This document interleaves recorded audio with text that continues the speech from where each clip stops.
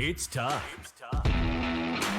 to talk fantasy football. It's time to let them know. Where you let us crunch the numbers while you crush the competition. So grab your playbooks and crack a cold one, because here's your hosts, Teak and Baney.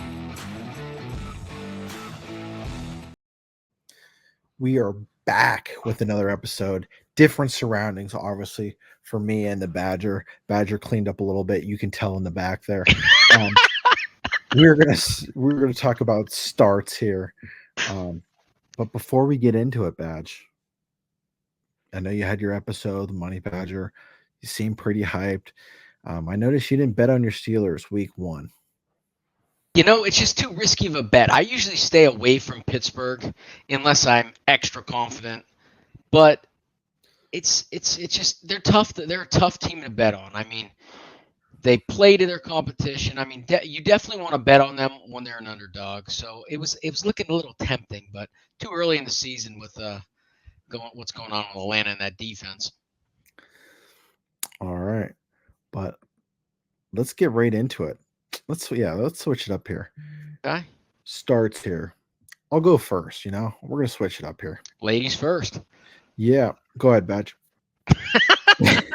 All right, gentlemen first. There you go. All mine are gonna be big time guys. I went with for starts and sits. I'll tell you my reasons here. First one, it's all about matchups. Obviously, you're always gonna start this guy. I'm talking more of like FanDuel, DraftKings start as well. I'm saying Davante Adams for mine to start it off here. Chargers defense is going to be on the field a lot this season. That offense, I don't think anybody is invested fantasy wise in that offense whatsoever. Even if you have the running backs, I don't really care for those at all either. I know the Raiders offense is nothing to brag about either, but hopefully we get some Minshew magic. I know people are hot and cold on him, but he peppers his wide receiver ones. He did in Indy with Michael Pittman getting 10 plus targets we saw last year. Other than that, it's all a target game, and targets equals catches and catches equals points. So Davante Adams is a full go for me, fantasy wise, and like DraftKings and FanDuel as well. So, Teague, I'm glad you mentioned the DFS lineups. In my fantasy leagues, my 6 of them I'm in, I do not have any shares of Davante Adams. So, love the matchup this week. I did 5 FanDuel lineups today. I was bored at work. 3 out of 5 have Davante Adams in it. So, like you said, I like it with Minshew, dude. He's a scrappy guy, especially the matchup. You guys saw in today's episode, came out, or yesterday's episode. I love the Raiders in this spot. Raiders +3. So I believe Davante is going to get peppered. You're going to see double-digit targets. If Minshew's on, you see that Minshew magic. You might see some double-digit Davante receptions. So who do you have for your guy here? Start your first one. So I'm starting with a quarterback. So I kind of did similar things Teak did. I had a mixture of both. So I'm going quarterback here. I'm starting Jared Goff against his former teams, the Rams. So last year, the Rams defense gave up almost 22 points to fantasy quarterbacks, to opposing quarterbacks. So, yes, I know it's a new season. However, this Rams defense, I think they're in a complete rebuild. I feel they gotten much worse. So, I think that average is going to go up. Top that with Jared Goff's first home game against Stafford. That narrative's continuing. That crowd is going to be fired up. It's going to be loud. The Lions are going to be fired up. They got high hopes this year. He's going to be hammering his wide receivers. St. Brown. I think Jameson Williams is going to get the rock a lot. This crowd's going to be rocking. Jared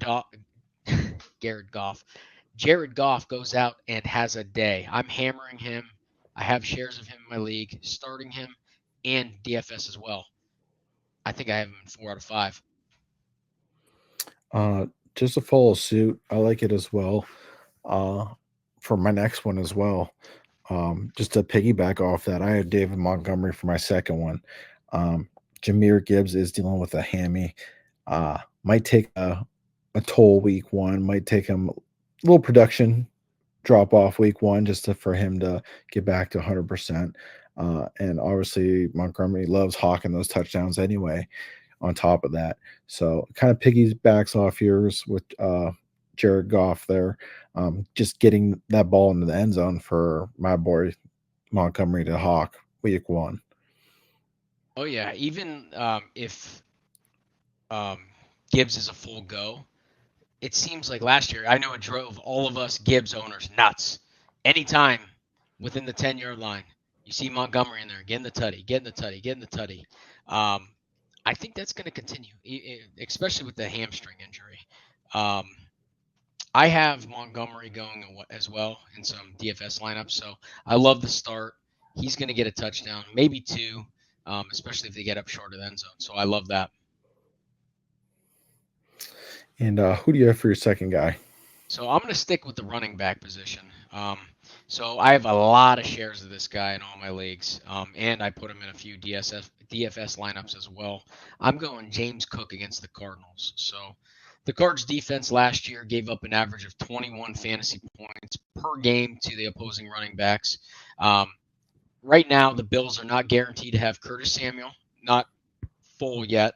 News hasn't broke, but they're not guaranteed to have Curtis Samuel or Valdez-Scantling. I just feel this Bills offense is going to be very run heavy this week. They're going to lean on that run game. They're going to pepper Cook with some dump offs, so he's going to get some targets as well out of the backfield. I mean, he's going to have a lot of rushing opportunities, and we all know in fantasy, opportunities, targets, that's what we go for. So I love Cooks this week. He's going to see loads of action. Love him. Yeah, I like it because besides Budda Baker, can you name another guy on that defense? It's tough. It's rough down there in Arizona on the defensive side of the ball. A lot of upside for the offense this fantasy season, but yeah, I like the pick as well. And moving on to the last one here, my favorite pick will also be Badge's favorite pick as well. Best for last. I got Drake London, week one. Kyle Pitts is also dealing with the hammy.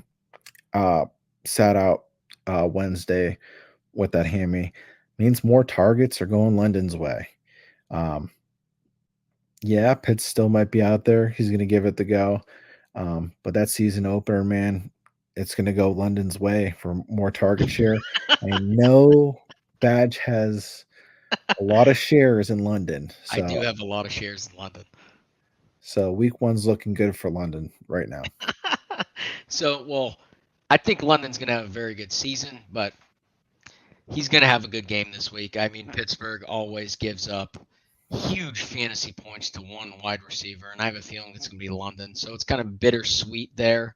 So he is my best case scenario. He has a 30-point fantasy day, and Pittsburgh squeaks out the win.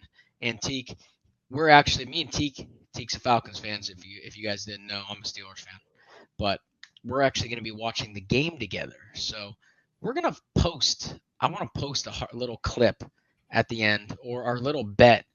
We have a little bet going on with some Steelers or Falcons gear, don't we? Let's post that on next episode. Yeah, we can maybe dabble, get you some Falcons gear. So loser posts a pic or does the podcast in a Steelers shirt or a Falcon shirt. What do you think about that? I like it. I just don't know if it's a big if. If the Steelers do win, how I'm going to fit in a Pittsburgh shirt of yours. I got some big jerseys, buddy. I got one I can swim in. I'll get you something. So that's a big if. I know everybody who watches and all the bettors out there agree with me. It's a big if they win. I'm just worried about that whole T-shirt thing even coming to fruition. So it's not really a big. Worst case, you do the podcast with a terrible towel around your neck the entire time if you can't fit in my jersey. How's that sound? And I'll wave it for you every pick I like. And I'll actually wear your stupid little Falcons head. How about that? We'll do terrible towel on the shoulder or the Falcons head on my head. Next segment. All right, we'll do that. Winner take all. All right. We'll do that. Boys, you heard it here. That's the bet. You're not going to want to miss out next week. So I'll jump right into mine. So mine is kind of a DFS. I'm going wide receiver Chris Godwin. So the Commanders last year were one of the worst. They gave up 27 fantasy points to wide receivers last year. So, yes, the obvious choice is Mike Evans. So, everyone who drafted Mike Evans in fantasy this year, I have shares of him. Those who do as well, you're not even going to think about sitting them. So, definitely that's a great start as well. But this, if you want a cheap route to go, especially DFS, I got Godwin in some FanDuel lineups. FanDuel, shout out again to you, buddy. I'm calling it all year. He's super cheap. I think he's like 55 or 5,700. I can't remember. Tampa's playing in front of their home crowd in that humidity and heat. They've been practicing it all year. They're ready. So Baker seems like he still has something to prove. So ever since Cleveland dumped him, this guy's been playing with a little more fire. So I'm glad he's out of my division. Don't want to go down that road. But the Commanders are playing in a new defensive system as well. So even if they focus on Evans, Godwin's going to have a great day. So I'm starting Godwin, my DFS lineups, or maybe even a flex in deeper leagues. I can get with the whole FanDuel DraftKings. I just don't know. The past couple seasons been hot or cold with Chris Godwin in my eyes. I don't know what it is. If it's Baker, is it? I can't put my thumb on it. Maybe it's just father time.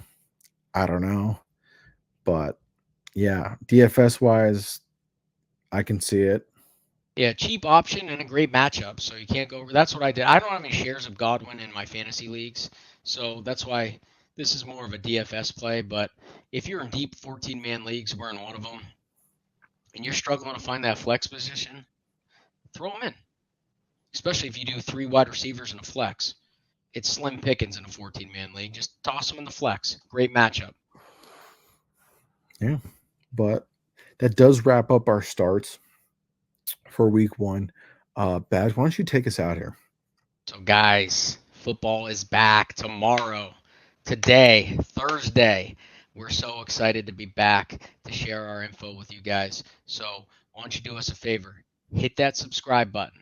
Turn the notifications on. And if you do that, you get free access to our Discord. We post all of our starts, sits, weekly, daily bets, prop bets, bunch of crazy stuff. We made a lot of money last year. So, guys, we appreciate you. We're both excited to be back. We will see you guys again. A lot of season. Super pumped. Until next time.